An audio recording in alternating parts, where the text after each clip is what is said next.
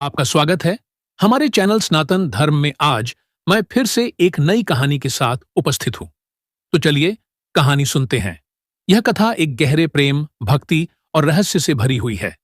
एक भक्त जिसने अपने आराध्य श्री कृष्ण और राधा रानी के प्रति अनन्य प्रेम किया, लेकिन उसकी परीक्षा ऐसी हुई कि पूरा गांव चकित रह गया।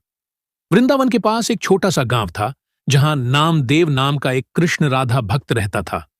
उसकी भक्ति इतनी प्रगाढ़ थी कि लोग कहते थे, नामदेव केवल नाम नहीं बल्कि प्रेम का दूसरा रूप है। वह हर दिन यमुना तट पर जाकर भजन कीर्तन करता और भगवान को प्रेम से याद करता। लेकिन एक दिन गांव में एक अजीब घटना हुई। गांव के मुख्य मंदिर में रखी श्री कृष्ण और राधा की स्वर्ण प्रतिमा रातों रात गायब हो गई।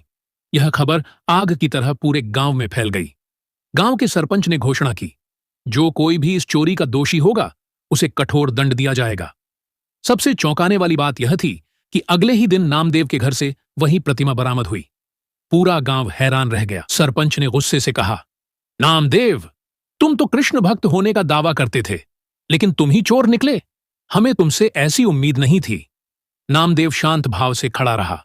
उसकी आंखों में एक अनोखी चमक थी। सरपंच ने आदेश दिया कि नामदेव को गांव से बाहर निकाल दिया जाए। गांव वाले भी उसे शक की नजर से देखने लगे, परंतु नामदेव ने कोई सफाई नहीं दी। उस रात जब सब सो रहे थे, गांव के एक वृद्ध साधु को स्वप्न आया। स्वयं श्री कृष्ण ने दर्शन देकर कहा, नामदेव निर्दोष है। मैंने स्वयं अपने भक्त की परीक्षा लेने के लिए यह लीला रची थी। साधु तुरंत उठे और गांव वालों को इकट्ठा किया। सुबह होते ही सब नामदेव के पास पहुंचे और माफी मांगने लगे।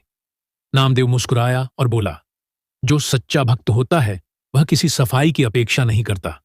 उसे बस अपने आराध्य पर विश्वास होता है। मेरी परीक्षा लेने वाले स्वयं मेरे प्रभु थे, तो मुझे क्या चिंता। तभी वहां एक दिव्य प्रकाश प्रकट हुआ और श्री कृष्ण राधा की मूर्ति मंदिर में अपने स्थान पर स्वयं प्रकट हो गई। गांव वाले यह देखकर श्रद्धा से रो पड़े। उन्हें समझ आ गया कि सच्ची भक्ति में परीक्षा भी आती है, लेकिन अंत में सत्य की ही विजय होती है। यह कथा हमें सिखाती है कि सच्ची भक्ति की परीक्षा अवश्य होती है, लेकिन जो प्रेम और विश्वास में अडिग रहता है उसे अंततः ईश्वर की कृपा प्राप्त होती है। ऐसी और रोमांचक कहानियां देखने और सुनने के लिए हमारे चैनल को सब्सक्राइब और लाइक करें। और यदि आप किसी भी भक्त की कथा या कोई अन्य कहानी जानना या सुनना चाहते हैं तो कमेंट में अवश्य बताएं।